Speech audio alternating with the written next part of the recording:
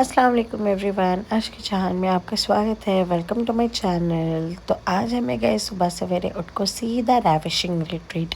Part 1 तो तुम लोग देख ले रहेंगे। पार्ट 1 पार्ट 2 में क्या हुआ बोले तो सुबह का नज़ारा उठने के बाद हम लोग गए तो ये हम नज़ारा को हमारे रूम के बाहर था। ये वही जगह है जहाँ पे रात में हमें कैंप फायर करे थे। और फिर उसके बाद में हम ब्रेकफास्ट करने गए। ब्रेकफास्ट में बहुत सारे ऑप्शन थे, सारा बफे सिस्टम था, idli dosa proper south Indian वाला डिशेस थे सारे। तो हमें लोग हम भी थोड़ा करके बोल को पूरी चीज़ें एक्सप्लोर करने के बाद पूरी चीज़ें थोड़े थोड़े डालने को आए। फिर उसके बाद में थोड़ा थोड़ा करके सब कुछ ट्राई करें। यहाँ पे आपको pancakes, boiled eggs, like both veg non veg options थे। और फिर इसके साथ साथ है ना जो डाइट पे रहती है उनके वास्ते भी बहुत सारे अच्छे अच्छे ऑप्शंस थे। तो सारे ऑप्शंस ट्राई करने के बाद फाइनली मैं मेरा प्लेट लेको आई। देखो ऐसा था मेरा प्लेट, इसमें सब चीज़ें थोड़े थे ट्राई करेंगे बोलकर।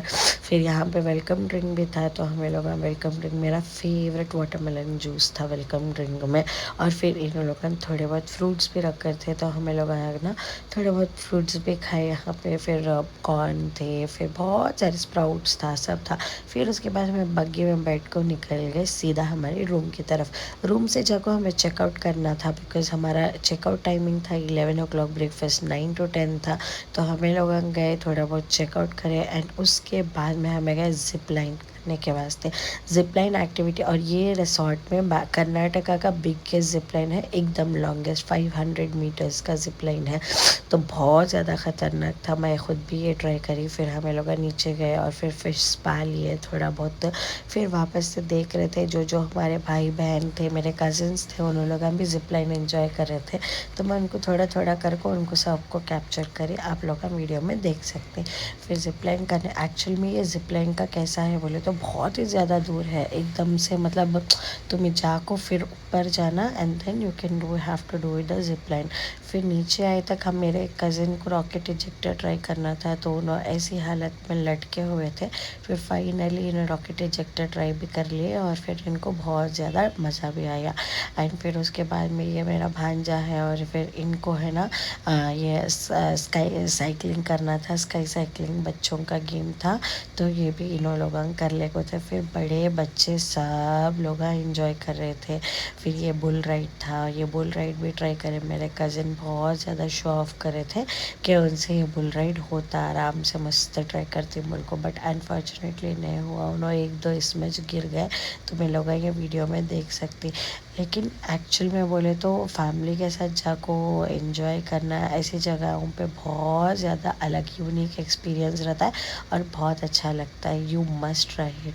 फिर ये बच्चे थोड़े बहुत, ये लोग है ना क्रिकेट वगैरह खेल रहे थे मेंस, तो मैं थोड़ा बहुत इनको भी कैप्चर करी दूसरों को देखते देखते के साथ। और फिर उसके बाद में हमारे भैया वापस से गए रॉकेट इजेक्टर में, लेकिन इन्होंने यहाँ पर बहुत ज़्यादा डर गए बिकॉज ऑब्वियसली ये बहुत ज़्यादा हॉरर है। मुझे तो ये बहुत ज़्यादा हॉरर लगता था, बट फिर भी आई डोंट नो इन लोगों ने कैसा ट्राई करे। मैं खुद भी इनको ऊपर से देख को मैं इतना ज़्यादा डर गई थी तो मैं ये कर। फिर मेरे कज़िन बोले उन्होंने भी बुल राइड ट्राई करती बोल को, फिर उन्होंने भी ट्राई करे बट अनफॉर्चुनेटली एक दो राउंड्स के बाद ही उन लोग नीचे गिर गए सारे।